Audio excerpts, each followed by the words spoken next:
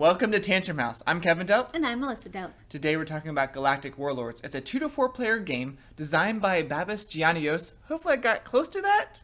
And is developed by Arcona Games. It's on Kickstarter this June. Galactic Warlords is a card drafting area control game where you play as warlords who are vying for control of the planets in a certain region.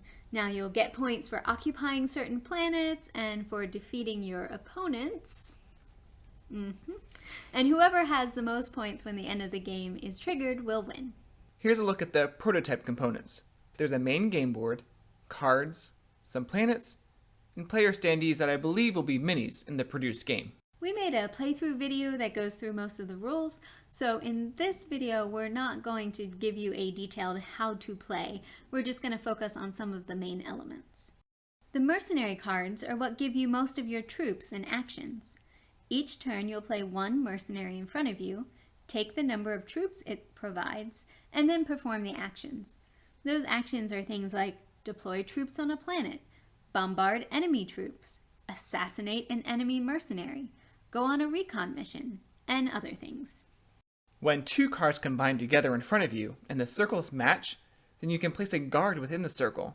This can help protect your cards from being destroyed by assassination. If you get two circles of the same color, then you can activate a skill action. The end of the game is triggered in one of three ways. Either the mercenary deck is exhausted, a player reaches the end of the reputation track, or one player lays a fourth mercenary with the same mission, basically with the same colored flag. You can score points throughout the game by going up on the reputation track and completing mission cards, but most of the points would be counted at the end. There are endgame missions, mercenary missions for controlling planets that match your mercenary's faction, and the planet domination track, which rewards the player with the most troops of each planetary faction.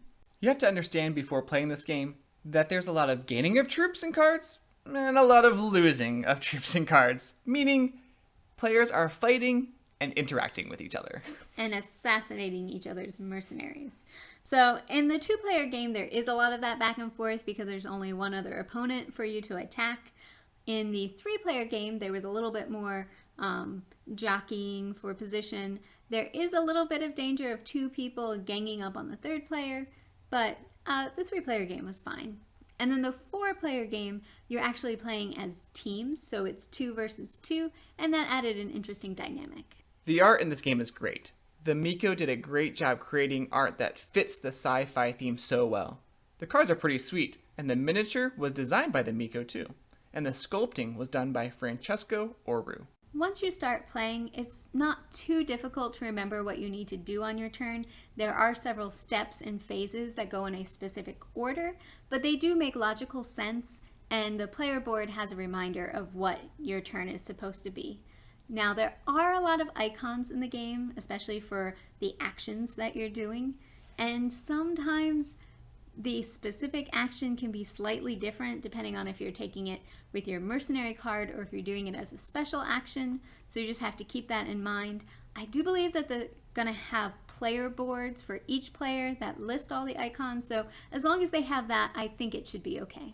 I really like that there are different paths to victory. Like, do I focus on that reputation track and try and get all those points that way? Or do I make sure I finish the missions that I have and get points? Or do I try to spread myself out and dominate the galaxy? And there's even more that you can do. Yeah, I enjoy that too. So if you're interested in games that have a lot of player interaction and direct conflict, or you just like really nice art, then you might want to check out Galactic Warlords on Kickstarter.